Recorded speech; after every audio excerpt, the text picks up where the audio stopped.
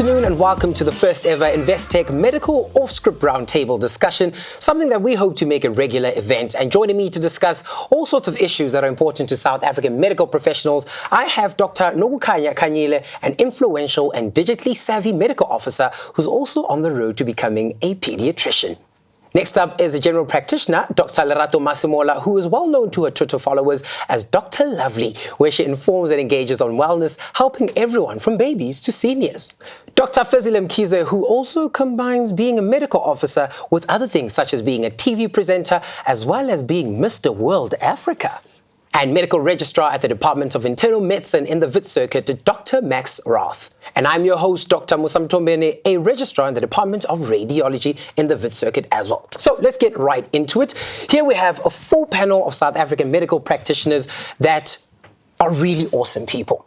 People that are involved in all sorts of great things in and outside of the medical space, and people that you'd look at and think they're really living their lives as medical practitioners and outside of that space as well. And I think you couldn't find a panel greater than this if you tried harder than anything else. So I want to take it back to the days when you guys thought about applying at a medical school. Okay, tell us your journey. What made you become a doctor? So interestingly enough, I have just been the kind of person who gets bored very easily.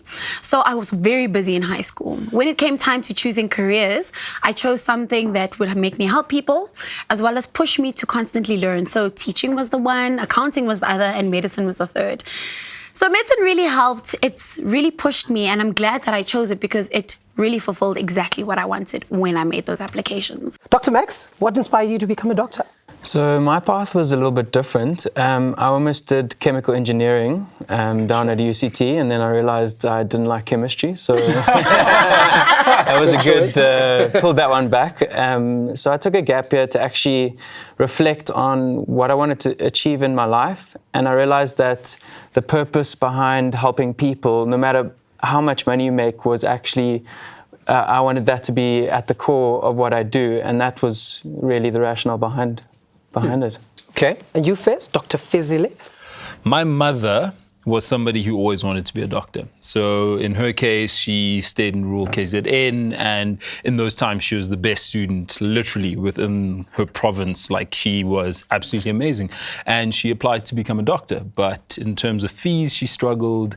And in terms of just how remote she was, she struggled. So she ended up being able to get the fees. And when she applied, she waited for months on end to try to see if she'd get an acceptance letter, and it came in late. So by the time it came in, she couldn't actually go in. She ended up being a teacher.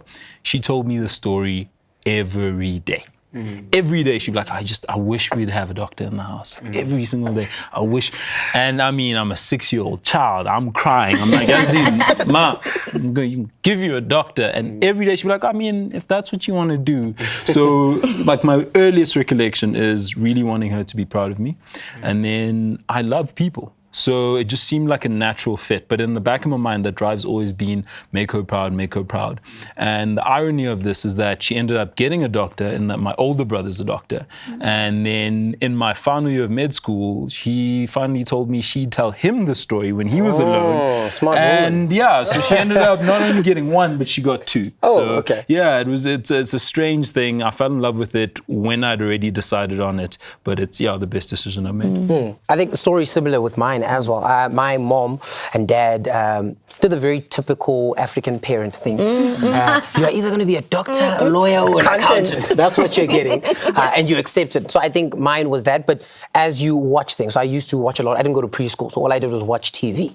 In my watching TV, all I did was see these doctors and all these shows, and I was like, I definitely want to be a doctor. But I also feel a lot of coercion went into it. I won't lie about that. Inception. So here we are. We all get into medical school.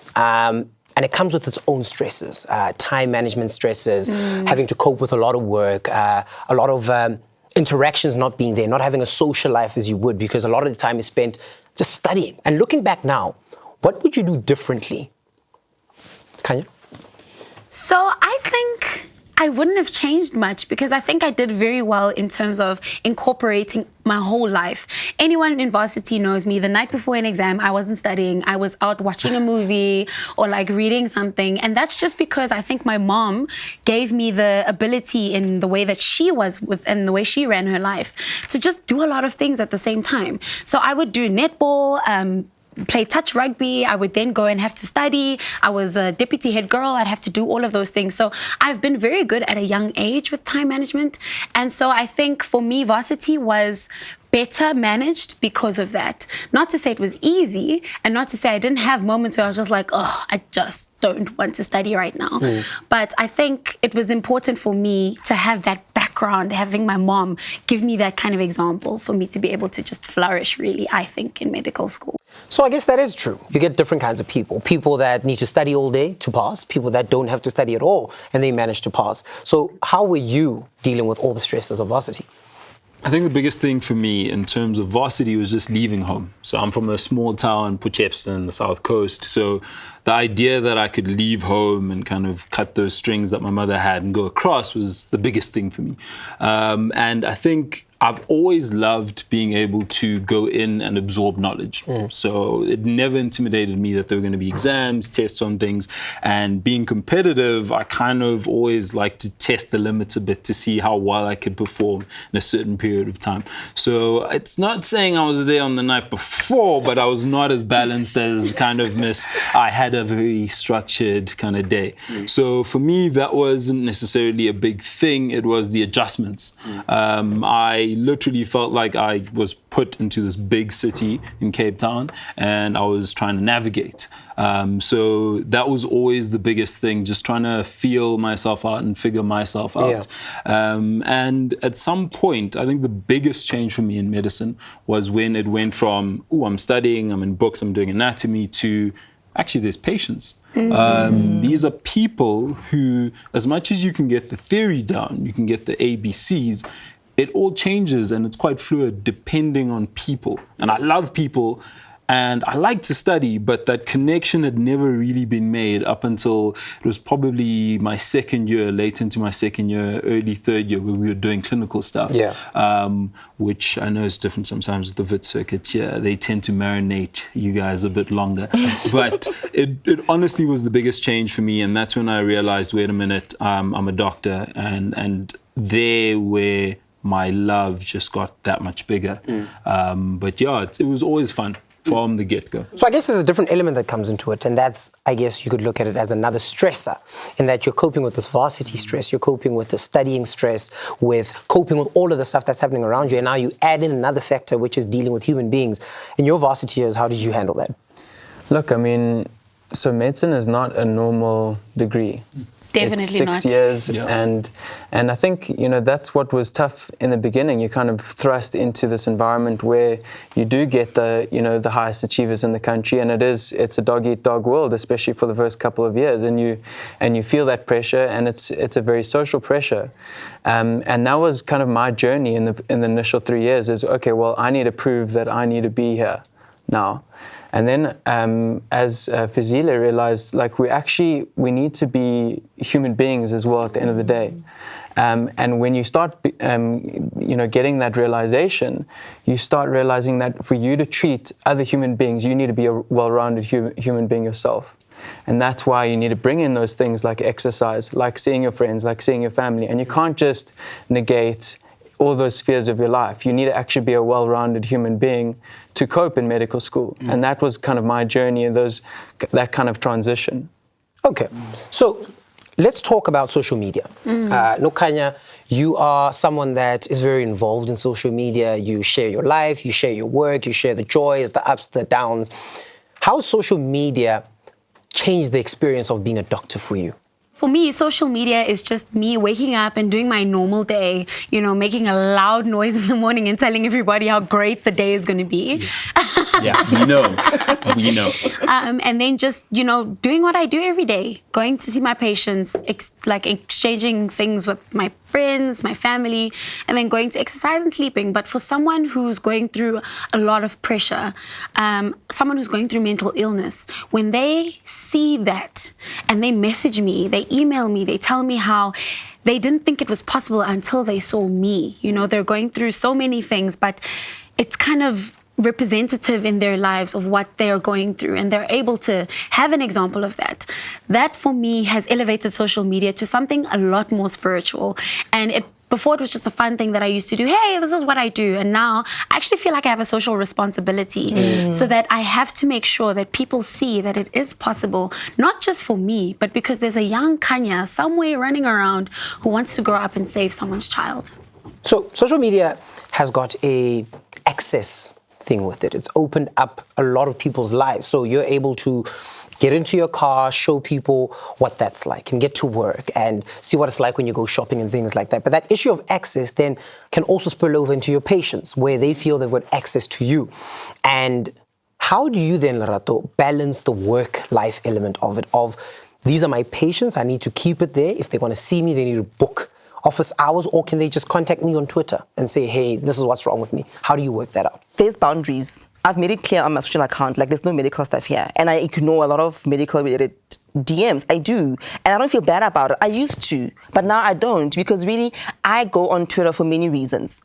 Sometimes, and most of the time, is to actually switch off from the medical world. So I don't feel like I owe it to anybody when I'm there to have that access for them to have access to me as a doctor, But it does make me more relatable. They can see I do go shopping for food for my kids. My intestines are not made of plastic. I do gym, I do exercise, I do go on holiday. I've got a long-term relationship. I'm married, and then they ask, so how do you balance your life? And I'm like, you know what? I actually do have a structure, otherwise it doesn't work. I have a support structure, so where I know I can get up at 3 o'clock in the morning to clean the house and make dinner before I go to work. So I have somebody who helps me with that. I have an au pair to fetch the kids from school, so I can attend to patients, not worrying about my kids and rushing through traffic to pick them up, which doesn't add value. So I've got time with the kids in the morning, time with the kids in the evening, and obviously time with the kids over the weekends. But I mean, it makes it, then you can be an accountant and have a busy work, and you wondering, how do I balance that? So where do you fit in exercise? I'm like, guys, I don't go to gym for an hour, 2 hours. I do 30 minutes a day, standard. 30 minutes, all I have, and 30 minutes is enough. I'll get up in the morning, I'll go for a 30-minute run before the kids get up. I'm not away from my kids when I'm running. They're sleeping, they don't miss me, So it makes you relatable, it makes you human, And I love sharing. I love sharing. I've always been a sociable person. Since I was little, I've always been a sociable child. So it's a comfortable place to be in. It doesn't take anything out of me to be in that space, basically. So balance occurs differently at different levels. I think if you're an intern, your workload versus the time that you have to actually do things is different to when you're a specialist somewhere sitting, and the balance that you have to bring about there, or if you've chosen different career paths in different fields. But I think a lot of the stuff actually comes out as quite confusing for non-medical people that have actually not dealt with it. And I think even with some of us, you understand the theory of what things are and that sort of idea. But interns, we know what those are. ComServes, we know what those are. But what's a registrar, Dr. Max? Like, what does that mean? So a registrar is basically a specializing doctor. So the kind of, if I were to say, dogma of medicine would be internship, community service, some medical officer time, and then a lot of doctors go on to specialize in various fields. And internal medicine is one of those fields that I'm currently a registrar in at the moment. And the duties that come with being a internal medicine registrar, what do those encompass? So registrar in general, it's more responsibility.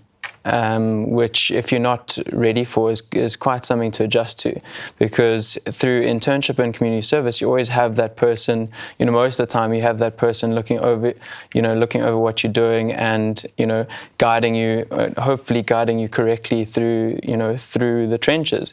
When you become a registrar, that suddenly falls away, and often your consultant may not be on site.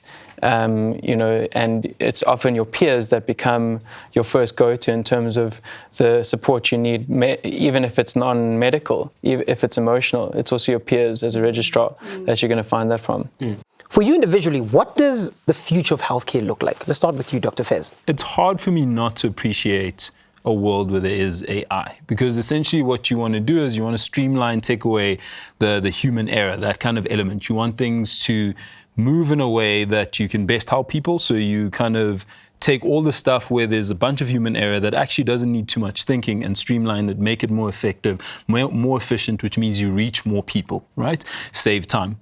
But at the same time, because we've all been exposed to your Terminator movies, you've all been exposed to your Matrix, there's that idea that if you lose the human element in something that is inherently very human in the medical field, because we talk as much about the biology part, making diagnosis, we talk about the social part, the part where you're empathetic, the part where you are able to relate with someone because they have some or other mental issue or something that needs you to resonate on that personable level. And I think that's where people start to kind of have a bit of a straight back and be like, I don't know if that's the way medicine should be going, because then you lose the heart of it, and that's basically the crux of what it all is. I am always for trying to give the people and the masses the best possible product that we can.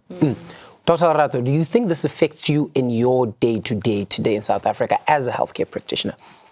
Not necessarily today, but I mean, it will affect me in the future. And also as a person, we know that change is inevitable. Change is the only constant. We're always changing. So as a person, if I'm not open to change, I'm putting myself at a disadvantage. So I need to be, in order to keep current, be open-minded and see where I can adapt and evolve with the change in times. So and there are medical conditions where I believe you will need a doctor no matter what. The human element still needs to exist. That human touch is always going to be there. So no, I don't think doctors, as you sitting in front of a patient, will ever become redundant. So I guess the future of medicine is somewhat complementary, or do you not think so?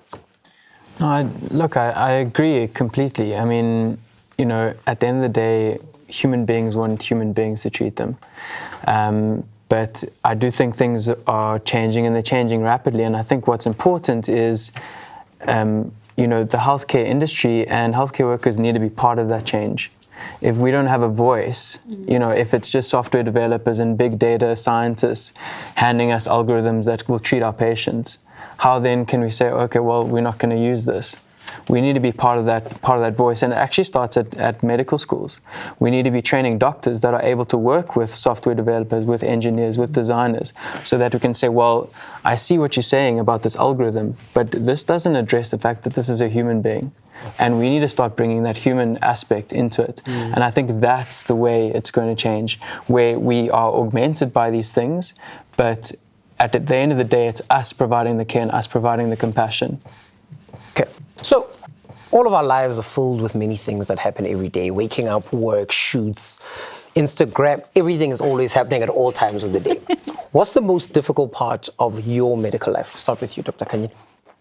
The most difficult part of my medical life is really growing to love some of the patients I have and then losing them.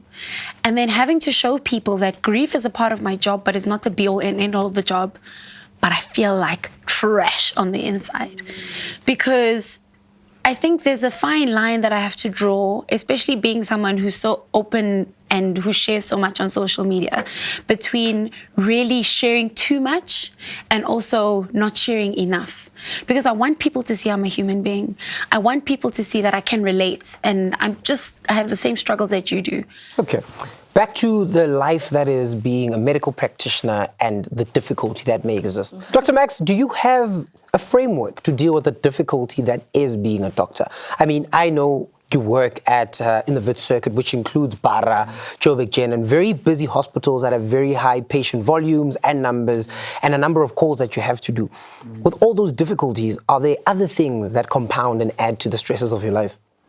No, sure. I mean, I think in any profession there are other things that compound, but I think you know, what I lean on in the tough times most often are my peers, and the mentorship that happens quite organically in that setting. I mean, you know, Barrow is renowned for the, you know, the workload, so you know, at times it is tough. It really is tough, and you do question your career choice. You really do.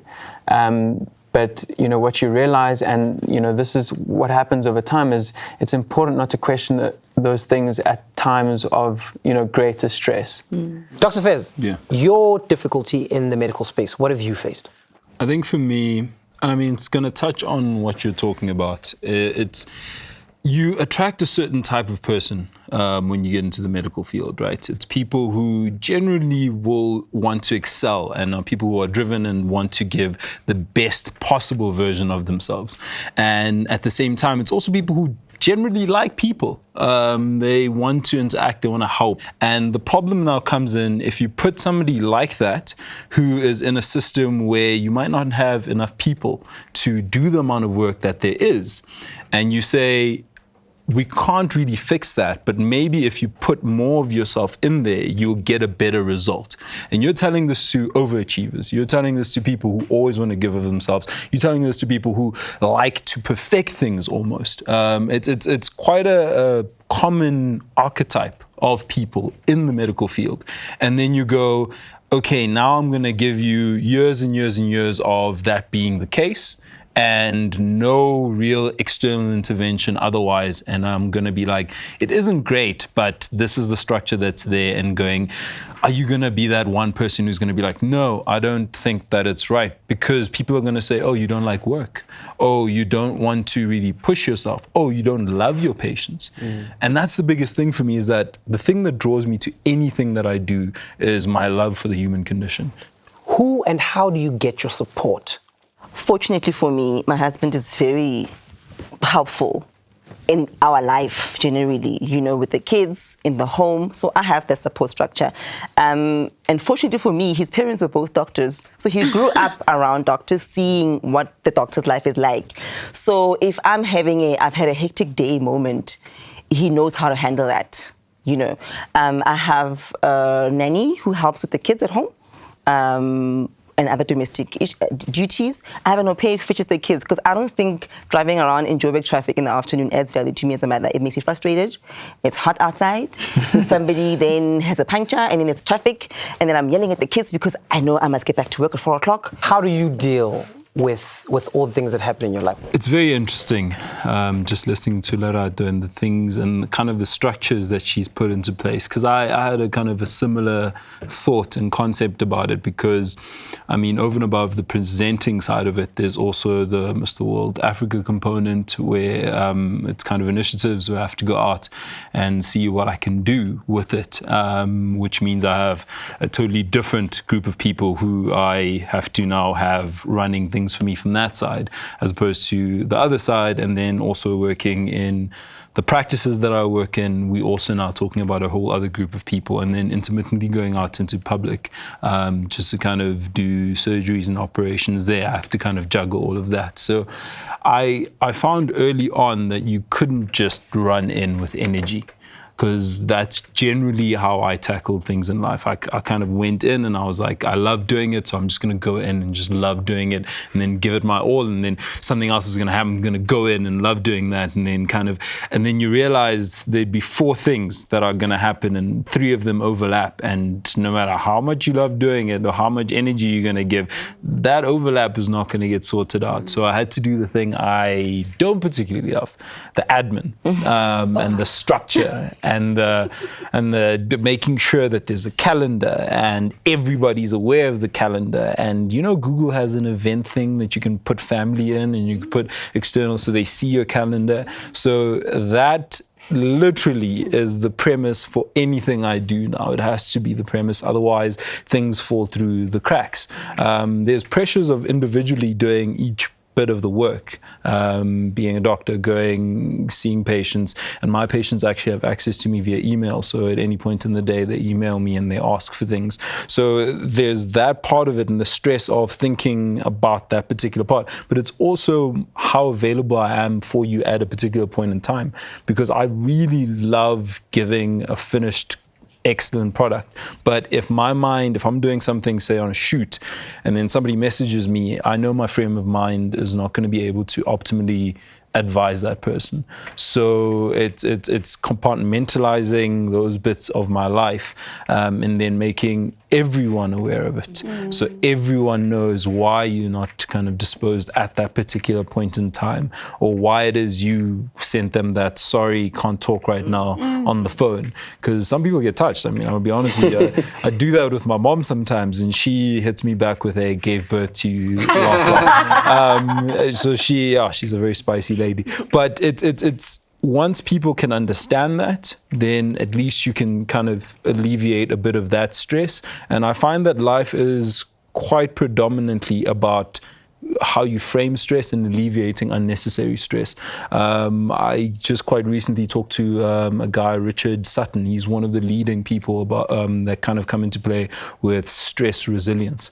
And the stresses that you don't need in your life that you can alleviate, he says you need to do those as soon as you can, as soon as they come into contact with you, because if you don't and you hold them, even if it's pushing them for maybe a couple of hours, they will make you work suboptimally, and they will also then deter from whatever you need to do at that point in time. And he kind of gives a whole spread in his book, Stress Code, as to what it is you need to do. And one of the key things is making sure that everybody understands compartmentalizing and not then feeling bad for anything that you have no control over. So it's always about do it, tell people, okay, this is what it is. If you're hiring me, you know that this is why you're hiring me, but I come with all of this other stuff. I'll give everything I can to you, but for that period of time. A lot of focus, even outside of the medical space or from people that do suffer from mental health, has come out, and a lot of people are more aware of mental health issues and things that arise from that just because you're feeling A, B, C, D could actually mean you have a certain something else going on. And I mean, to the point where we have the Duke and the Duchess throwing their support behind mental health. Do you think enough is being done currently? And do you think the stigma still exists around mental health? Dr. Max? So I don't think we could ever do enough. And I think the more it becomes part of a social forum, utilizing social media and getting people to discuss it and to actually say, hey, I actually need help. And I think that can never be enough. So I think it's great that we see more and more initiatives, and it's something that isn't as glamorous as other initiatives in health. But society as a whole is beginning to realize the problem, and I think that's important, and it's a good first step. As medical professionals, we know the pillars of self-care and preventative health and things such as that, which include good nutrition, which include good health, taking time out, looking after your mental health, things such as that, just so that you're a rounded, well-balanced person. Dr. Kanyile, what's your self-care look like? So for me, self-care is actually pulling back to myself. Because I'm the kind of person who's very extroverted when you see me, I actually get drained from that, interacting with a lot of people, being like playful with my patients, because they can play the whole day. And because I'm on call with them, for 24 hours sometimes, they just want the same person who came on. They want this. They don't understand the concept of post-call, So for me, it's definitely withdrawing and a lot of prayer and meditation and reminding myself why it is that I'm here doing what I'm doing. Some of that is feeding into exercise. So it's keeping myself strong and fit, because if my patients can see me strong and healthy, when I eat well, when I am well hydrated, when I have a fit body and my muscles are not like weak, it helps me be better on my calls, because I can resuscitate better, I can think better, I can do more things, I can run from this side to that side, wherever you need me to. I think it's also studying is so important for me. It's difficult because there's so much to do. Well, look, guys, thank you so much for joining each other, I guess, for the day. I think it was a very fruitful exercise, and I think the important points to note here are the importance of figuring out who you are, figuring out all the things that you need, and establishing all the relationships and partnerships around you that are there to support you, motivate you, but also pick up problems that may exist when they see them. And once all of that has happened, go into your job and your career and all the future prospects that you may have for yourself with an enlightened version of yourself, so you can become the person that you want to become. And I think that's how we wrap it up today. Thank you so much for joining us on this as we went off script to find out what happens in the minds and lives of doctors.